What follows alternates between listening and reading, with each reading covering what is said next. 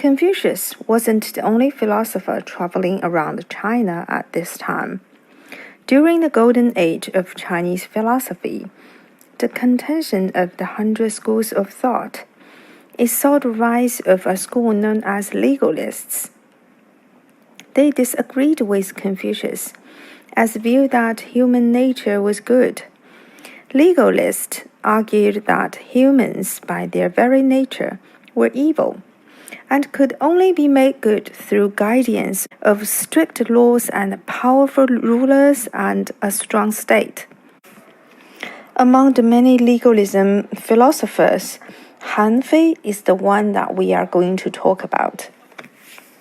Confucius thinks that humans are by nature good, but for Han Fei, we are selfish and greedy creatures that need to be controlled. Confucius thinks that a ruler should treat his ministers with kindness to gain their loyalty. Han Fei believes that a ruler must strike fear into them and keep his true intentions hidden. Confucius says that a ruler must accept his ministers' advice to govern better. Han Fei wrote that ministers must stick to their given duties and suffer the pain of death. Additionally, a ruler must never trust anyone, especially his own family members, because they are the ones who can benefit the most from his death. Han Fei's brand of realpolitik immediately clicked with Ying Zheng, the future Qin Shi Huang.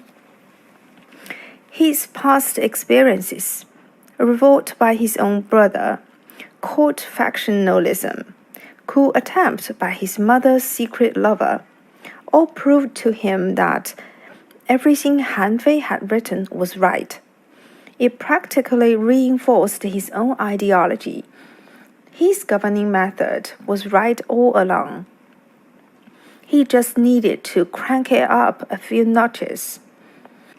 So he became obsessed with the idea, oh, if I can meet this man and I would die without regrets. Upon hearing that, Li Si quickly started to name drop. He mentioned that Han Fei was actually his classmate. They both studied under the Confucian scholar Xun Zi, and he suggested to invite Han Fei to the Qin kingdom. Ying Zheng liked the idea, and he knew that the state of Han would obviously oblige, since he had been crushing them on the battlefield.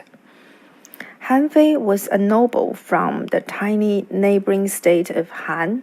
Despite his hardline counter-Confucian philosophy, Han Fei was not as tough as some people would have imagined him to be. In fact, he was born with the worst case of stuttering, and he could never win any debates. But he really can write. The essays he wrote were astounding. Everyone agreed. But unfortunately, the subject of the essay was to critique his own king's poor governance. So, unsurprisingly, despite all his talent, he was never employed by the king of Han. Now that the opportunity to serve his state had come, he took on the task gladly and went to the tiger's den to persuade the king of Qin to stop attacking Han. Over at the Qin, Han Fei received a very warm welcome from Ying Zheng. The stern and autocratic king can actually be quite charming sometimes. Even though he was a commoner, the king acts like an inferior in front of him. Ying Zheng would readily humble himself before others when in difficulty. But he was a man of greedy nature, of a tiger or a wolf when he's gotten his way. He would think of nothing but eating you alive. Still, his treatment of Han Fei just felt a little too warm for Li Si's liking. Li Si was a brilliant politician and a legalist in his own right. But even he had to admit that Han Fei was his superior. He thought that inviting his classmate would win him favors, but it looks like it might actually cost him his position. So he told the king that Han Fei was obviously too loyal to his own state, and he can't be trusted to work for Qin. On the other hand, it was too dangerous to let someone of his caliber to return to Han. What a conundrum! But luckily, he was a problem solver, and he came to his employers with solutions instead of a problem.